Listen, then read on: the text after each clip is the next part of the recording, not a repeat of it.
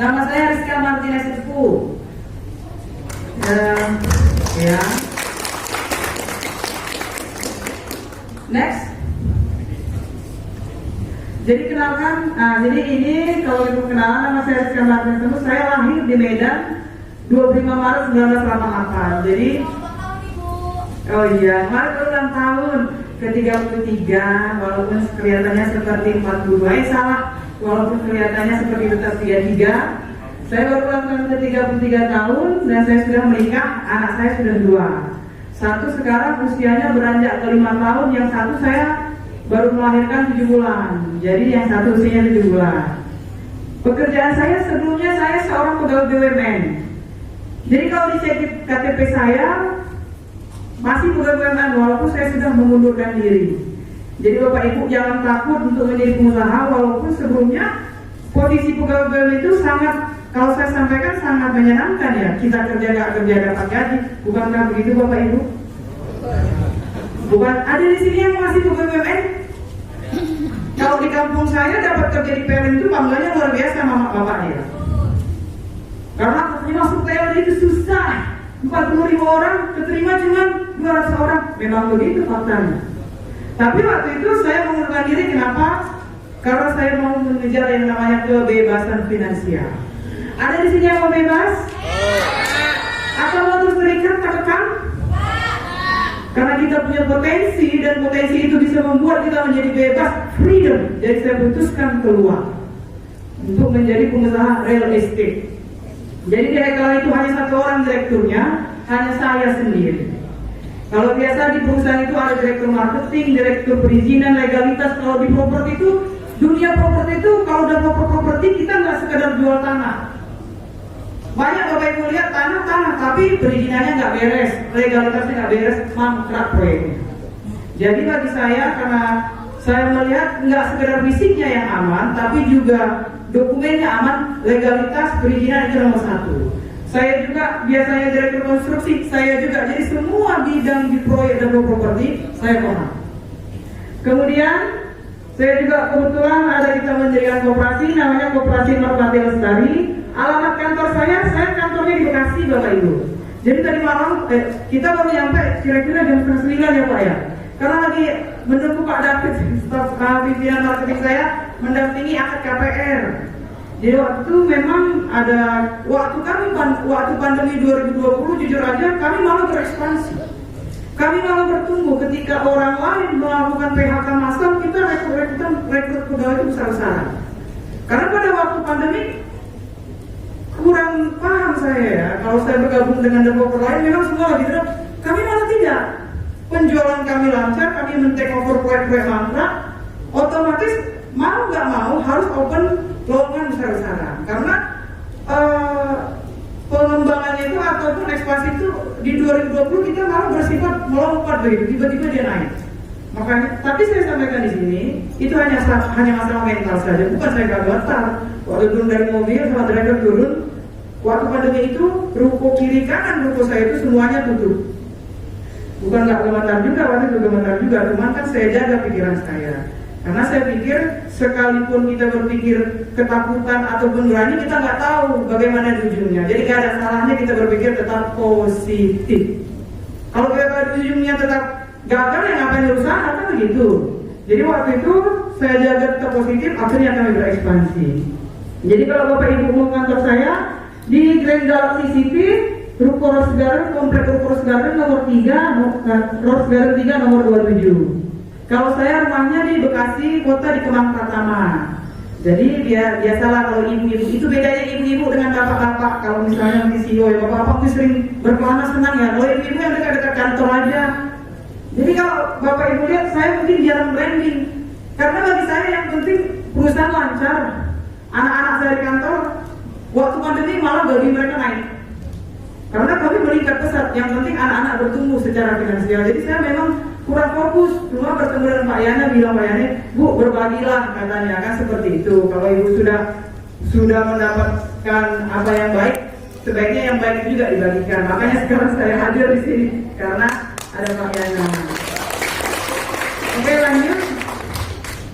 Nah, saya lahir di Sumatera Utara, supaya Bapak Ibu guys, saya tidak ada background bisnis.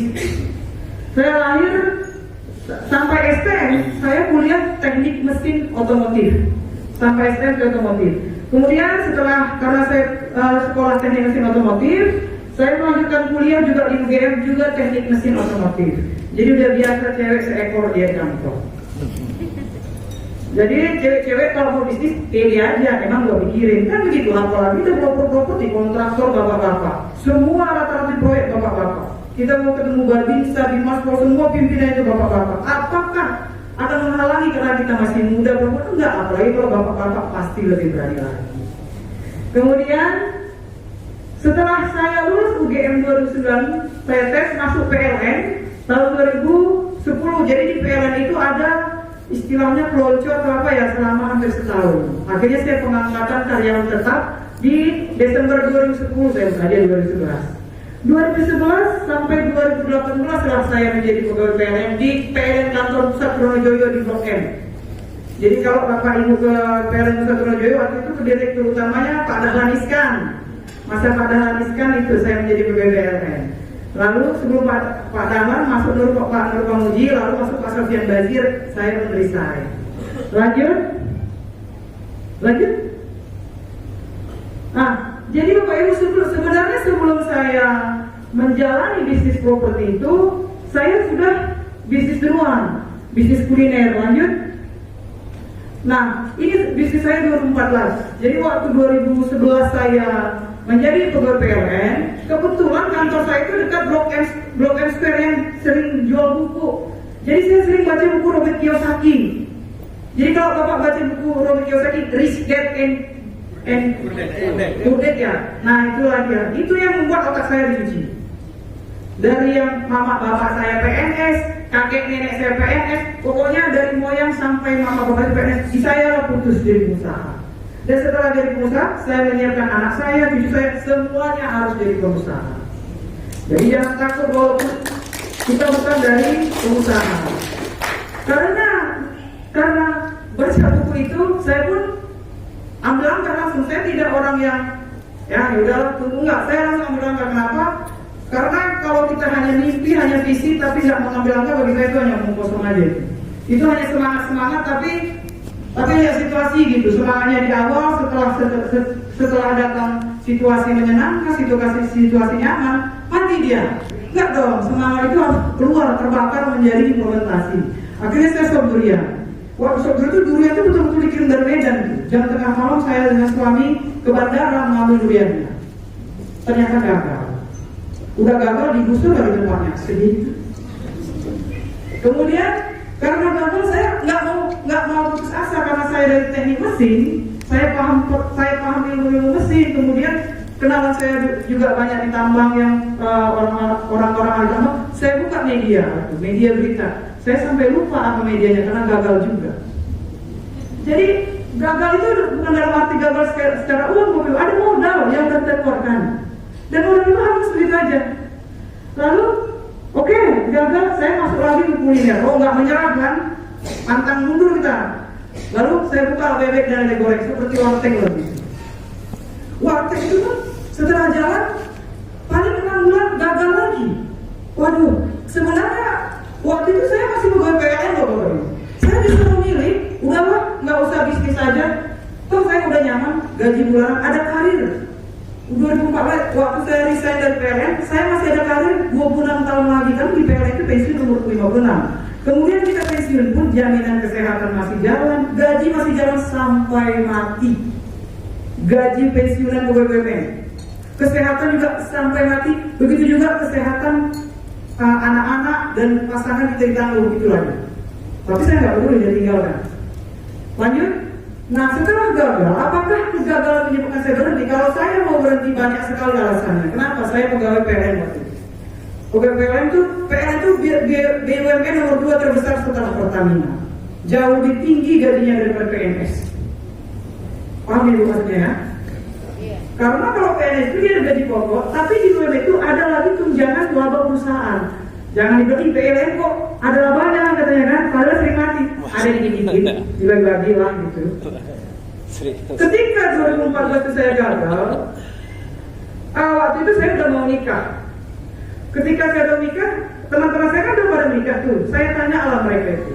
Ada yang rumahnya jauh banget di Bogor, sana lagi kantor kita di PLN Pusat Termojoyo. Bangun pagi jam 4 pagi, jam 3 malah, karena jam 5 harus naik bus kantor supaya bisa ke Jakarta. Di Jakarta nanti pun turunnya langsung ke kantor. Jadi saya melihat, kok begini hidup ya? Bangun jam 3 sampai rumah jam 8, hanya demi karir, nggak gitu juga. Apakah karena uang saya harus seperti ini bagi saya? Enggak. Waktu itu saya sempat berhenti. Akhirnya saya putuskan enggak, saya tetap harus bisnis. Akhirnya lanjut.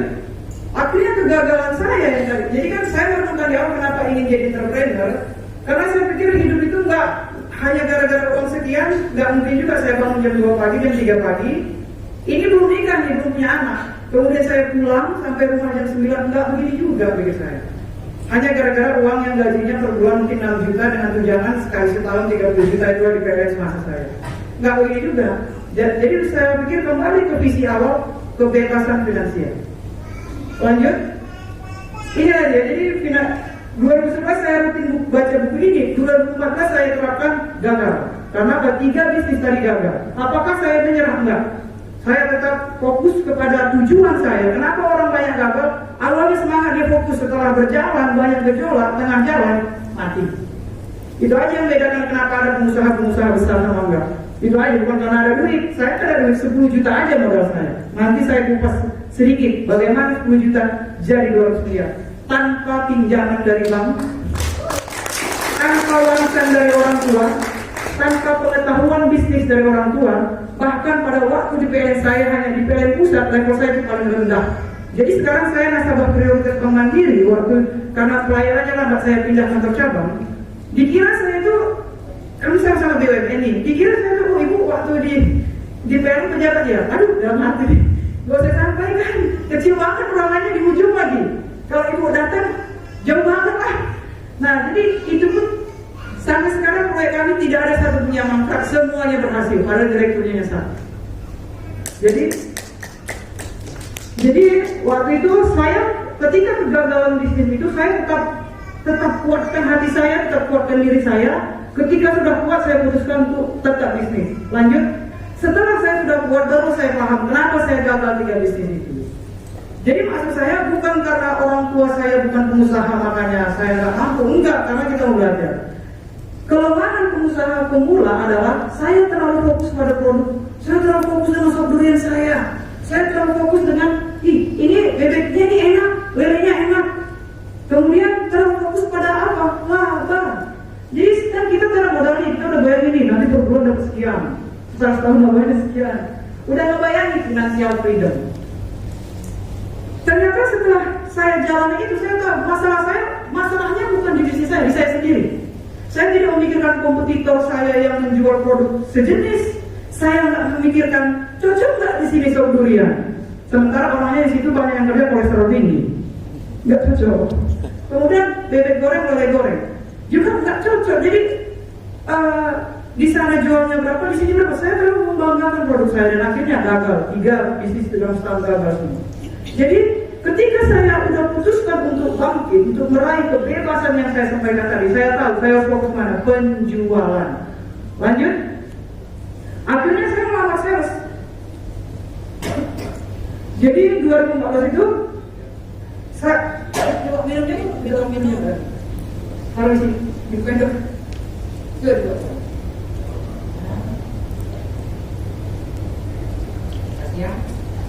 Jadi waktu itu sambil saya pikir begini, saya harus sales freelance karena saya masih pegawai masih ada absensi. Saya ramah semua itu, mobil, properti, boneka, baju, semuanya pokoknya ada lawan sales di internet saya lamar. Akhirnya keterima saya, kan wawancara nih kan biasa kan. Saya keterima sales mobil, saya keterima sales boneka, pokoknya keterima lah. Saya pilih sales properti. Kenapa? Karena paling dekat dengan kantor saya. Jadi sambil nanti kantor kan, maklum lah, bukan swasta kan, masih PNS, kerjanya kan betul-betul generik kan. Jangan ketahuan pemerintah, tidak marah. Tapi kayak gitulah di PLN, biar tahu aja. Jadi ini yang paling dekat. Jadi dia dulu namanya Railway, tau ya Railway ya. Saya keterima di Railway Blok M. Jadi Railway Blok M Jakarta Selatan dengan Railway Kemang itu satu yang punya. Jadi saya pun jadi sales di Railway Blok M. Disitulah pertama kali saya yang nggak paham properti mengerti apa itu BPHT, BSSP, pajak perbuatan, pajak perbuatan aja, kemudian akhirnya lanjut. Nah, tapi karena saya mempelajari istilah-istilah properti, saya pun akhirnya mempelajari buku-buku properti. Ujung-ujungnya saya belajar developer properti. Akhirnya saya ikut seminar properti seperti ini kan, seminar properti, developer properti, marketing, semuanya saya ikuti. Setelah saya ikuti semuanya, saya tahu ternyata bisa jadi developer, nggak perlu uang miliar. Apa bedanya? Banyak orang seperti saya ikut sana, ikut sini. Bedanya kan hanya nggak mengambil langkah aja, atau sudah mengambil langkah. Bedanya apa? Nggak buat aja. Oh ternyata begini capek, udah lah balik lagi. Itu aja bedanya. Nggak ada masalah duitnya, bukan masalah umur, bukan masalah pengalaman, enggak. Akhirnya saya 2015 tadi belajar properti karena saya 2014 semua bisnis saya gagal. 2015 itu setelah saya belajar properti, saya putuskan mendirikan perusahaan yang namanya PT HK Properti Utama. Sekarang namanya HKN karena sekarang proyek kamu udah ribuan unit di berbagai titik, di Bogor, Purwakarta, Bekasi, kita lagi pembebasan di titik-titik lain. Jadi setelah saya dirikan, kenapa saya dirikan PT? Karena waktu itu saya bersiap jadi developer, saya mau jualan, biar orang yakin jualan, pasti dirikan PT. Lalu akhirnya saya pun mulai cari lahan di 2012. 1 tahun 8 bulan saya cari lahan itu. Waktu 1 tahun, kenapa 1 tahun 8 bulan? Karena ya yang saya dapatkan ilmunya adalah skema kerjasama lahan. Sampai sekarang pun Ciputra menerapkan kerjasama lahan. Kalau waktu 98 terjadi kebangkrutan massal, kalau kita lihat di YouTube-nya Ciputra, setelah bangkit ekonomi dia putuskan kami kerjasama tanah. Karena waktu 2098 itu terjadi kebangkrutan, bunga kan bergulung terus. Saya kan juga kredit di bank. Kebetulan kredit saya di bank itu tenor 39. Kredit saya di bank pertama kali itu seperti saya yang ketiga. Namanya EKN Residen 1 hampir 200 rumah. Itu 9,6 miliar disetujui BPN. Tenor 3 tahun, 1,5 tahun saya baru lunas. Kenapa? Pandemi kami lancar. Jadi waktu pandemi semua orang kreditnya macet, bahkan restrukturisasi. Kami enggak. Malah kami kreditnya lancar, utang pokok terus dibayar. Malah kita di dalam pandemi kami luar biasa tangguh dan bertumbuh. Lalu 1 tahun 8 bulan itu, ya itu tadi waktu ini umur saya masih 26-27 nih. Kalau lihat masih kayak anak SMA lagi. Bayangin tuh baik dengan suami yang motor butut, naik mobil butut, nego lahan yang harganya miliaran. Kadang mereka lihat saya pun dikira pertama calo, karena terlalu muda. Tanah saya yang pertama itu lah proyeknya kalau ini searching di Google Gria Tambun, itu Gria Tambun 1 200 rumah lebih, Gria Tambun 2 200 rumah lebih.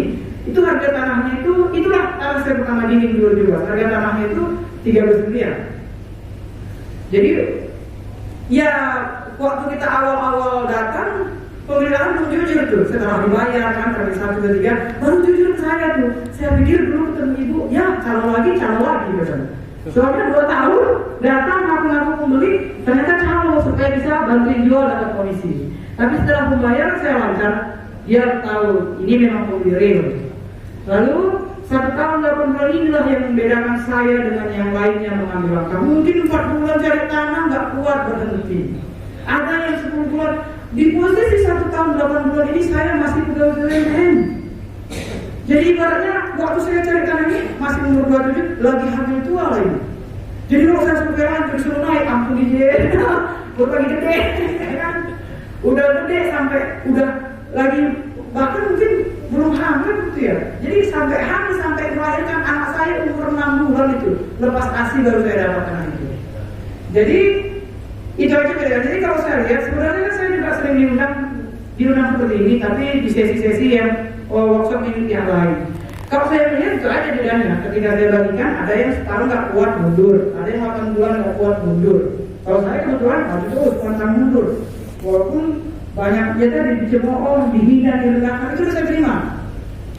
Kalau mau pilih dicemooh, direndahkan, itu saya pilih berkarir di PLN bisa loh. Mending saya berkarir jadi manajer, jadi GM, bahkan kalau perlu kejar di direktur. Cuma yang tadi saya pikir nggak mau saya bangun pagi jam 3, kemudian pulang lagi sampai rumah jam 9, nggak gitu juga. Pasti Pasti ada cara lain untuk menuju kebebasan finansial, keuangan yang besar tanpa harus seperti pengusaha bagaimana. Lalu 2017 saya bikin proyek pertama 200 unit rumah. Ini omsetnya 70 miliar lebih, hampir 100 M. Maka kalau 200 M ini itu hanya omset. Kalau saya bilang saya 2020 take over dari perusahaan developer Korea.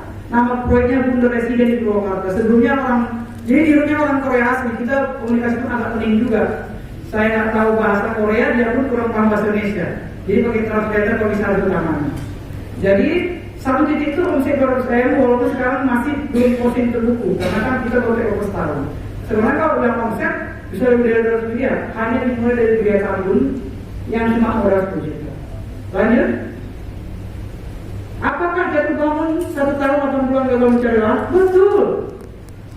Itu sampai untungnya suami saya itu nggak pernah mengatakan berhenti ya. Mungkin kalau dia bilang berhenti, saya berhenti betulan. Kenapa? Saya sendiri pun berjuang menguatkan diri saya. Karena dijemur lagi, kalau tadi saya butuh pengangguran gak ada kerjaan, mungkin iya ya, ini kan ada pilihan. Ada pilihan saya tetap di PLN, begitulah. Ada pilihan karir saya masih panjang di PLN, umur saya 27, saya pensiun umur 56. Kalau dibilang karir masih panjang, saya juga lulusan Universitas Gadjah Mada. Kok di PLN itu kalau mau naik kan lihat universitas juga, masih ada peluang.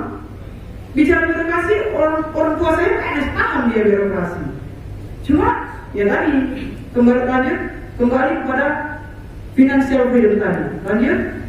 Nah, jadi di dalam proyek saya 10 juta hasil tahan uji 2017. Jadi tahan uji tahap pertama itu 2015 sampai 2017 mencari lahan. Itu tahan uji tahap 1 lewat tuh. Akhirnya masuk tahan uji yang tahap 2 adalah 2017-2015. Kenapa saya bilang tahan uji luar biasa jadi developer ternyata baru. Apalagi seperti saya yang tadi saya bilang ada direktur yang lain selain saya. Kalau jadi yang mengelola proyek ini, Mbak Asmari, cuma 2, saya ada anak saya. Suami saya masih kerja waktu itu, masih kerja sama-sama karyawan kita. Jadi lagi saya absensi, untung aja mungkin di PLN Korea. So saya udah tendang langsung. Jadi saya langsung ke Bekasi. Rumah saya waktu masih ngontrak di Depok. Proyeknya di Bekasi Kabupaten, rumahnya di Depok. Jadi dari Depok saya berangkat ke Bekasi, bukan Bekasi kota, kabupaten lagi. Udah macet, belum ada tol sekarang nih kan, banyak tol yang bagus kan. Udah macet. Habis itu pulang itu saya masih ingat halal itu habis puasa apa tuh ya? Jam 8, karena kan dari sana udah pada saya balik lagi ke Depok jam 8 malam. Ketika saya lihat semua teman-teman saya halal makan, saya harus ke ruangan saya lagi menyelesaikan kerjaan atasan saya yang di PLN. Akhirnya jam 12 baru pulang. Itu sampai saya sadar setelah 6 bulan anak saya udah gede aja ya begitu. Karena waktu itu anak pertama itu. Maka sekarang anak kedua itu saya banyak waktu sama dia. Karena anak pertama dari banyak sama bapaknya daripada sama mamanya. Jadi lanjut. Nah, saya mundur tahun 2018. Jadi proyek itu tahun 2017 dia tahun itu.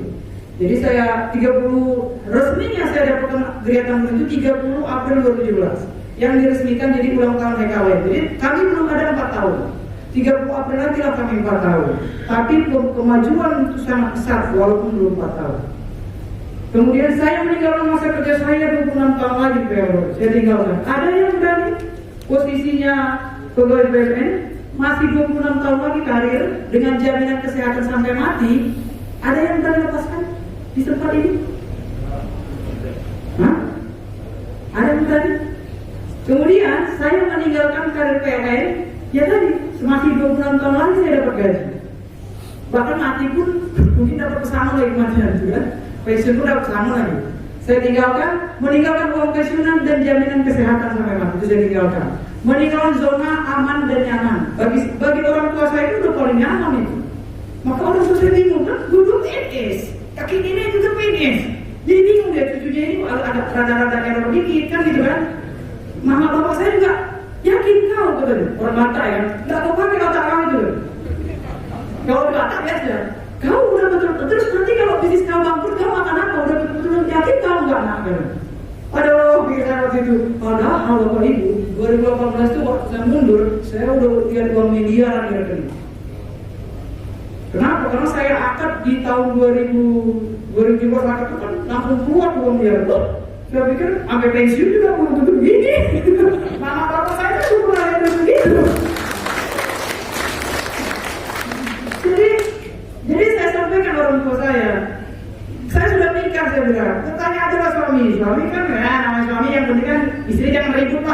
kan, daripada nggak dikasih yang dimanin terus muka ya kan, ya terserah mama aja lah, mundur lagi ke DPR. Mundur bertentangan dengan kinerja orang tua. Tapi saya tetap maju terus. Kenapa? Financial freedom. Lanjut. Jadi 2015 tujuan saya financial freedom. 2021 agak beda. Kenapa? Karena di 2017, 2018 saya akhirnya bisa beli tanah di Jalan Bromo di Kemang Pratama. Kemang Pratama itu rumah termewah di Kota Bekasi. Jadi di appraisal nilai rumah saya itu tahun lalu itu 7,5 M. Saya udah punya, bagi saya mungkin bagi yang lain biasa aja. Kalau bagi saya yang awalnya pegawai PLN di PLN itu mobil pajero aja parkir Bapak Ibu itu udah hebat banget. Ketika saya udah punya rumah sendiri tanpa KPR, orang tua saya pun sudah mulai senyum-senyum dikit kan. Ketika udah dapat jatah bulanan yang agak jujur, udah mulai senyum-senyum dikit kali. Ditambah parkir lagi BPKB on hand, mobil Fortuner, New Fortuner, New Pajero, BMW parkir. Sekarang itu semua saya dapatkan belum kepala 3 yang Fortuner. Akhirnya kemarin udah selesai hutang KYG tahap 1 HKN Residen, udah mau selesai, saya beli lagi PNB. Ketika mereka udah melihat ini, saya sampaikan, kalau saya sampai pensiun pun jadi GM itu di PLN itu setingkat gubernur. Satu provinsi satu. Ya kalau misalnya belum tentu GM seperti ini saya bilang. Akhirnya sekarang mereka terbuka. Malah sekarang dia bangga tidak nanya pengusaha kemana-mana. Kalau dulu nggak bangga dia. Malah dia bilang akun lah, mana tahu bangkrut ada duit. Udah kita resign, mengundurkan diri, gak ada pilihan lain. Tolonglah berpikir positif. Cuma mungkin kita bentak mama kita ya kan. Jadi ya udahlah, diam-diam aja saya. Akhirnya sekarang dia senang, cucunya bisa main di rumah yang besar. Dia mau pergi ke pesta udara driver, mau tampil pestanya mak, silahkan pakai. Pilih mau yang mana. Jadi sekarang mereka sudah tenang melihatnya.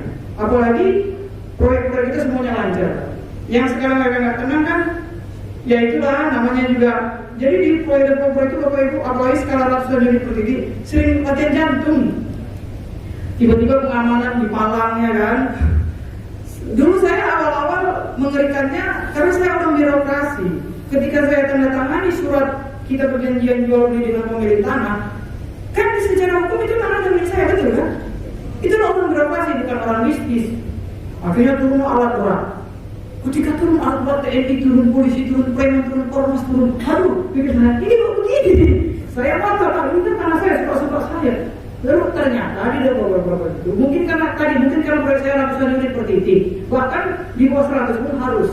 Kalau Bapak Ibu mau jadi developer, harus ada koordinasi pengamanan. Babinsa, Dimaspol, Ormas, semuanya harus kondisikan baru alat berat turun. Makanya bongkar saya waktu biaya pengamanan waktu itu. Akhirnya sekarang proyek saya sudah aman karena pengawasan saya pertama. Sekarang 2021, apalagi yang saya salah. Karyawan sejauh ini stabil. Kami tidak ada PHK massal kalaupun dia diberhentikan karena bandel. Jadi anak-anak yang bandel yang tidak fokus pada arus perusahaan, yang tidak fokus pada visi, yang geraknya kiri kanan tidak fokus, get out. Jadi kalau saya mau tegas, karena tegas nggak tegas banyak. Saya juga banyak relasi developer, kadang terlalu lembek, mengorbankan dirinya sendiri.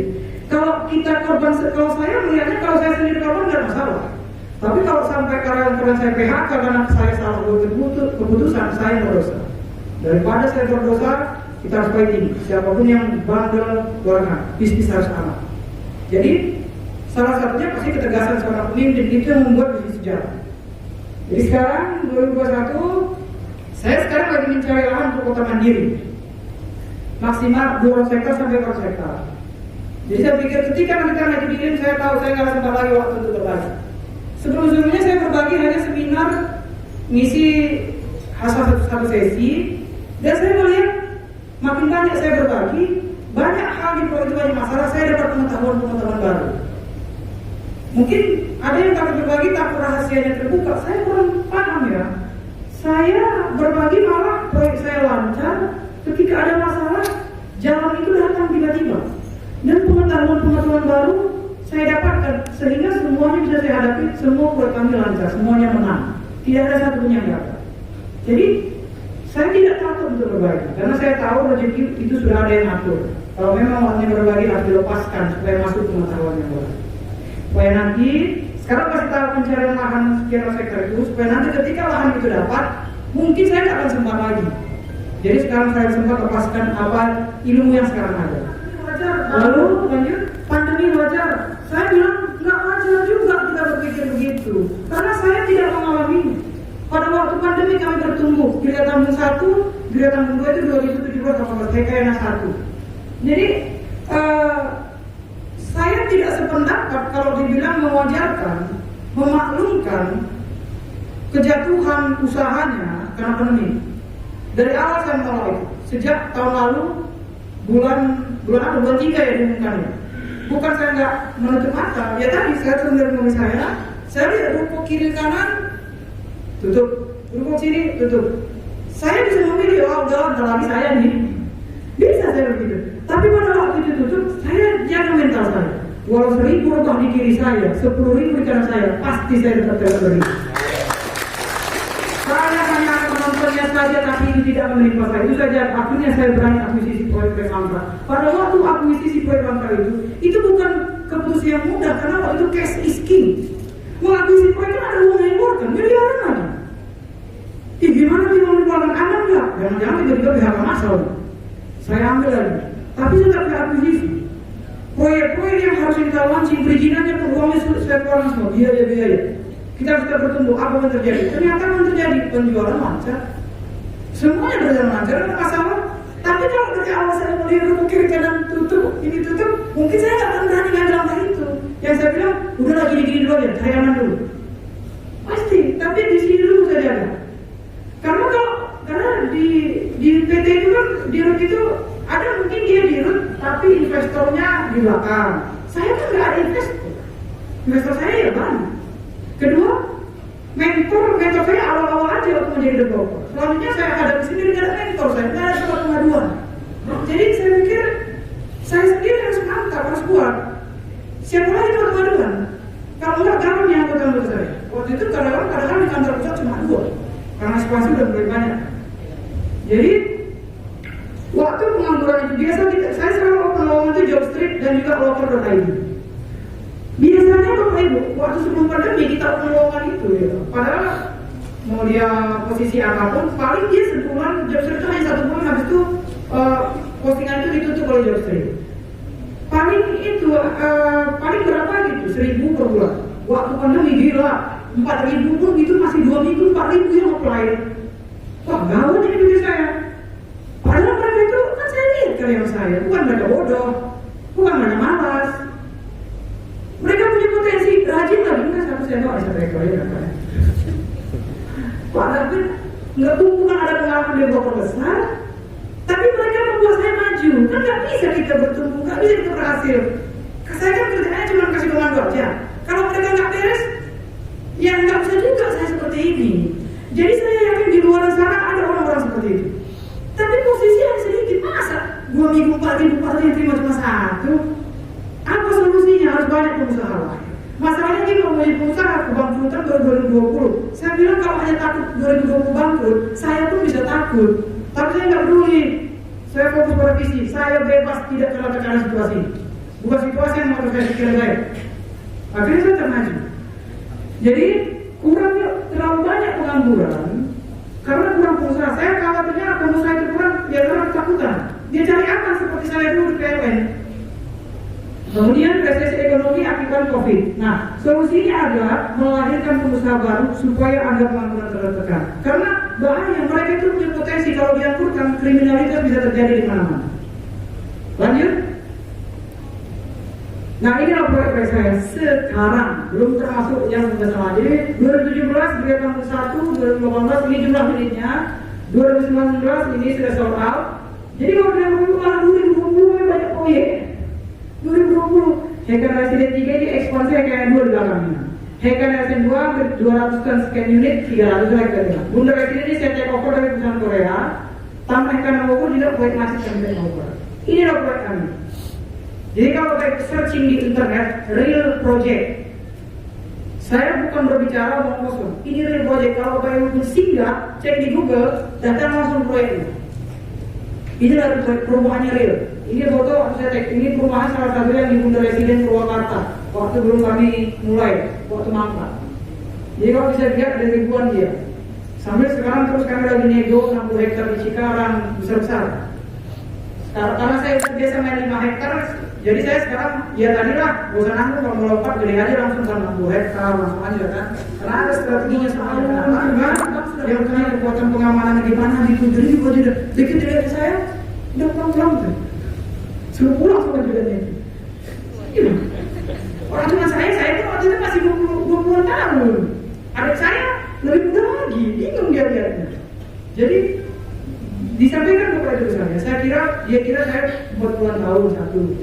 Kedua punya kekuatan apa gitu lah, dekat sama ini kayak itu kayak berani kali langsung pasang itu langsung turun alat berat tanpa koordinasi. Babinsa itu ada kan Babinsa apa? Itu TNI tingkat apa ya namanya? TNI tingkat desa ya gitu ya. Karena tingkat desa, tingkat camat, tingkat kabupaten atau kota, tingkat provinsi. Kalau provinsi kan Pangdam kan gitu. Babinsa itu tingkat desa. Di Maspol polisi tingkat desa. Jadi ternyata kalau kita mau buka proyek, memang harus izin di situ dulu karena kan ada apa-apa itu kan daerah mereka kan gitu. Jadi iya, sampai Babinsa, Bimaspol kok nggak ada. Babinsa, Bimaspol tanya saya, itu siapa itu katanya. Wah, dari situ saya paham. Dikira saya dapat duit dia bagi-bagi katanya. Mak, waktu saya jadi pada waktu itu dia bilang dia nggak mau ketemu, cuman karena tekanan dari banyak pihak itu siapa developernya itu katanya. Berani kali masuk Kabupaten Bekasi nggak izin kita. Dia bilang diambil air dari sumur itu. Pertama kali diambil, waktu itu dia pesan kopi nih, saya pesan aqua. Waktu saya ambil tuh, ini kayak kopi nih dia bilang. Dia bilang dia ibadah gitu lah. Temuin nggak, kalau ditampung katanya mas saya. Padahal saya ngotot kenapa? Orang birokrasi ya suka saya lah, itu kan proyek saya pikir kan. Jadi apapun gejolak, banyak gejolak itu. TNI datang turun, cuma gini-gini aja TNI-nya. Enak dong kalau ada biaya kan gitu kan. Kita tidak bayar. Ya aku cuma gini-gini aja. Polisi TNI jadi kan. Tapi sewa buku itu kan cuma per tahun 5 juta atau 10 juta. Dikirim. Saya udah mulai rekrut nih ketika masuk uang DP 100 unit kan aku tuh sebelum pertama 50 juta. Masuk uang DP saya mulai rekrut lah SDM. Di foto begini nih, dulu begini nih. Satu baju oranye, satu baju coklat begini. Bu ini gimana bu ya stoknya?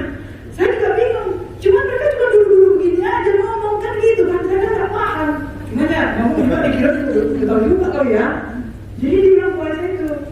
Waktu saya bilang saya temuin karena TNI Polri udah datang ke kios itu, udah datang ke proyek itu.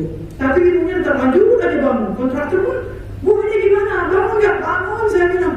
Bingung juga itu kontraktor waktu itu. Mana mereka pengalaman lagi dari saya kan? Jadi nggak mau saya dulu. Setelah dia bilang itu, saya temui nggak yang namanya burus kayak gitu. Setelah katanya dia bilang itu, yang tadi hitam kayak kopi itu putih kuning, kayak minuman saya nih, kayak minuman. Karena ini aja saya mau ketemu. Kalau gara-gara itu nggak mau ketemu. Maka saya bilang, jadi pengusaha itu jangan kayak sekolah kalau kita salah nak pukul, mulai turun langsung drop. Udahlah hantam aja dulu, nanti juga belajar. Yang penting uang yang tahu jangan tahu jauh kali boleh. Kalau terlalu jauh keluarnya, bangkrut asal kan tidak masalah. Jadi waktu dia bilang gitu barulah dia bilang, udah terlalu panas situasinya. Ambil aja jalan dari desa saya. Nanti saya kasih jalan irigasi izinnya. Yang penting, tolonglah warga saya dipekerjakan. Itulah kita diinginkan. Mereka banyak pengangguran katanya. Kerjakan apa kayak punya angkot, kayak angkat batu apa. Oh begitu saya bilang. Karena ya bagi saya kan suka saya, itu kan rumah saya mau kerja seperti itu dulu. Memang ada isu-isu gitu, cuma kan itu loh usaha baru. Ternyata proyek ini harus kondusif, maka semuanya kan. Tapi kan mereka hanya sebagai tukang lah gitu kan. Profesionalnya tetap orang-orang profesional. Sementara kita ini gitu, kasih tahu kontraktor ya bu ya. Saya bilang yang bangun bukan saya pak, semua kontraktor. Kasih tahu kontraktor supaya bisa. Akhirnya giling kan. Setelah giling, tapi waktu itu proyek itu sempat mati yang tadinya rame. Pembangunan kencang, akad kencang, tiba-tiba mati. Waktu saya lihat mati itu berapa bulan. Itu pun kembali lagi saya lemah. Karena saya masih pegawai PLN. Saya pikir, udahlah, saya pegawai PLN aja berapa kali jadi usaha gitu saya. Mulai kali waktu itu. Jadi kita malam juga ditelepon sama itu. Karena kan waktu itu kalau sekarang udah ada, nggak bisa langsung ke saya semua. Udah ada marketing, udah ada pengamanan, udah ada semuanya udah tertata. Jadi agak susah sekarang proyek itu malu nggak tahu siapa saya. Kalau awal-awal dulu kan semua harus saya tanggung. Jadi itulah kebangkitan dia tanggung itu. Sempat mati dia 3 bulan. Akhirnya ya setelah itu lancar semuanya. Kontraktor karena bayarnya terkait, maka di proyek saya itu pokoknya kontraktor itu 20-an. Ada yang paham istilah SPK? Surat perintah kerja ke kontraktor. Jadi ada yang 50 unit, yang banyak unitnya yang 10 unit, ya kan? Ada yang gak ada duitnya, cuma 2 unit aja dia bangun. 2 unit dibayar, SPK baru lagi. 2 unit dibayar, SPK baru lagi. Jadi seperti itu. Jadi semua kontraktor dari segala kelas masuk gitu. Daripada angkat, karena nggak ada modal saya. Jadi kontraktor waktu itu lebih sekali. Saking ramainya itu masalah pertama kan kontraktor pertama nih. Dia ambil SPK berapa puluh unit. Ternyata penjualan saya cepat. Di dalam KPR, kalau Bapak Ibu pernah KPR, ada istilahnya SP3, surat persetujuan KPR. Jadi kalau Bapak Ibu mengajukan beli KPR ke bank, ada keluar disetujui dapat SP3 kan. SP3 itu surat persetujuan kredit lah. Hanya 3 bulan masa berlakunya. Setelah 3 bulan harus pulang lagi. 3 bulan ternyata SP3 kakak saya itu ratusan unit. Dia cuma SPK 50 unit. Harus cari kontraktor baru. Jadi waktu itu staf saya minta cari semua kontraktor. Dia masuk ke grup-grup WA kontraktor, dia masuk ke grup-grup Facebook kontraktor. Dia masuk, dia cari, akhirnya banyak ketemu saya. Itulah masalahnya pada waktu ketemu yang namanya Ibu Rizka. Yang tadi lagi masalah, dia pikir umur 47 tahun. Karena waktu dia terus survei dulu dong mereka kan sebelum bangun kontraktor gak survei. Waktu di survei kan ada yang bangun nih, yang SPK 50 yang pertama kontraktor pertama. Jadi kiranya Ibu Rizka itu kayak mana gitu. Begitu ketemu saya, buka pintu nih, saya mau ketemu Ibu Rizka. Saya sendiri Pak, saya bilang. Dia nanya lagi, Mbak kalau nggak panggilin Ibu Rizka. Pak saya sendiri, dia tanya 3 kali udah pulang aja. Iya pas saya mau keluar juga. Yang lainnya dikira saya stafnya, staf Bu Rizka gitu kan. Enggak, saya mau ketemu Bu Rizka katanya. Pak saya sendiri Bu Rizka, saya direkturnya. Jadi awal-awal kontrak itu banyak ragu. Karena memang kita pahami jarang direktur utama real estate ibu-ibu ya. Mungkin apalagi kontraktor itu semua pengalaman bapak-bapak ya kan, yang datang tuh dengan ajudan-ajudannya kan begitu ya kan. Jadi memang waktu itu saya bingung lah semuanya. Setelah dia lihat, setelah tanda tangan SPK baru mereka yakin. Jadi ya saya bilang, kalau dibilang kapan bayarnya waktu dapat Pak. Akarnya kapan? Bapak lihat tadi penjual, kita penjualan normal. Ada yang menolak, betul ada yang mau. Ada juga yang terjalan karena nggak ada proyek, dia ada duit kan, daripada dia putar, dia perlukan karyawan, ya kita dia terima.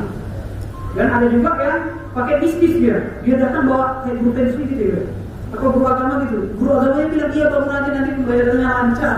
Dia bangun lah gara-gara guru pensi dia bilang kayak gitu kan. Cocok juga, makanya kalau tadi kepala desa kan agak mistis tuh. Kalau saya ketemu orang-orang mistis, malah dia mendukung gitu. Cocok juga nih ketemu orang mistis gitu. Kalau saya nggak bicara kayak gitu ke mereka, katanya nanti bayar-bayar lancar kan gitu kan. Nggak lancar kan kita ribut juga ya kan. Mau apa kayak kata guru dia, kalau nggak dibayar dia ribut juga kantor saya kan, dibantuin juga meja kan gitu. Jadi akhirnya banyak orang terbangunlah semua unit itu, terbayar tanah itu, tutup buku. Dapatlah saya pegang uang miliaran. Ketika dia udah 70%, uang itu kan saya pegang miliaran, masuklah saya ke HKN Residen. Saya belilah tanah itu, HKN Residen saya beli tanahnya, maju ke DTN setujui 9,6 miliar pinjaman pertama saya. Oh sekarang enggak uangnya, yang muda 44 miliar, yang dulu terus kemarin. Jadi karena sudah dikasih 9,6 M, di situ saya bilang alasan saya Pak, saya mau resign. Ya mau resign saya bilang, ya pinjam 1 M pun belum tentu dikasih kan begitu ini. Ini bang udah mau mana walaupun tahap 1 dia cairkan bertahap sesuai progres. Saya pikir kenapa saya kemarin mundur? Karena waktu itu menurut saya masih 20-an. Kalau sekarang bang kasih kepercayaan 9,6, dia mulai 3. Kenapa dia kasih? Karena dia lihat rekening koran proyek pertama, kedua yang total koran itu lancar. Dia pun survei ke proyek pertama, dia survei ke proyek ketiga yang kami jadikan, yakin banget. Tadi Bapak Ibu, negosiasi terus saya negosiasi. Masalah, jadi dari semua ada program, mungkin saya lah yang paling lama disetujui pinjamannya. Januari 2000 tahun lalu saya ituin, 2000 tahun lalu berapa? Pokoknya Januari ada SP3 kan. Januari saya majukan, Juni baru dihituin.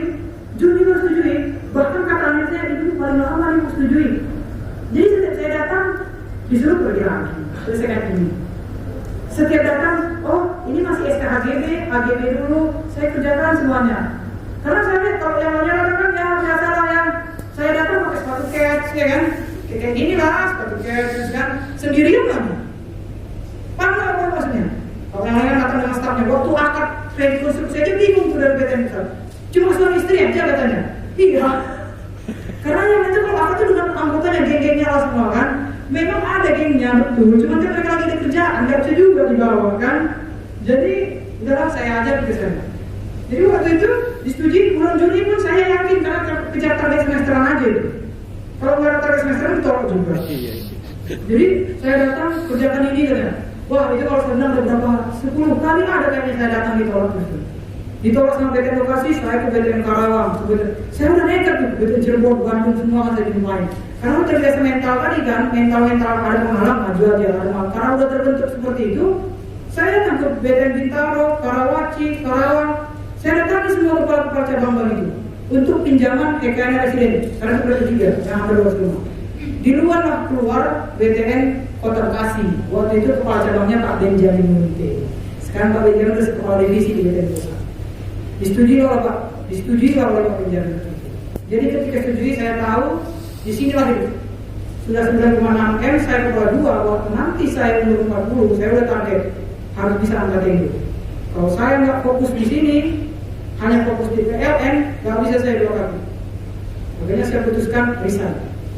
Resign saya fokus dan benar 3 tahun tenornya 9,6 itu 1,5 tahun saya baru lunas. Ketika yang banyak peneliti, Bapak Ibu tahu apa itu restrukturisasi kredit?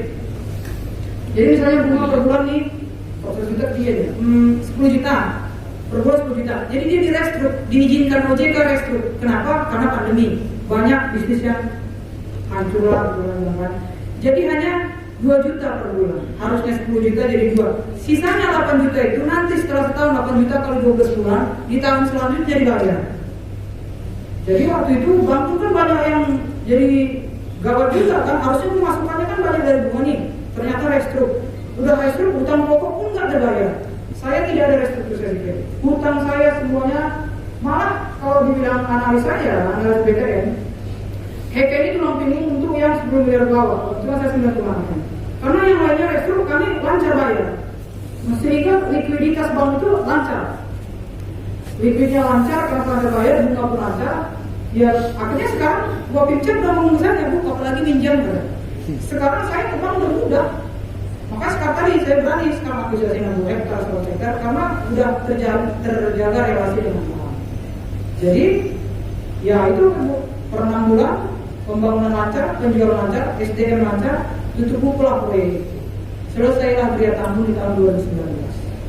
2018 kami menambah proyek, 2019 tambah, 2020 juga tambah proyek, tapi paling tinggi 2020. Jadi setelah selesai 2 tahun, proyek itu selesai, bayar tanah pun selesai, semua selesai, labanya ada.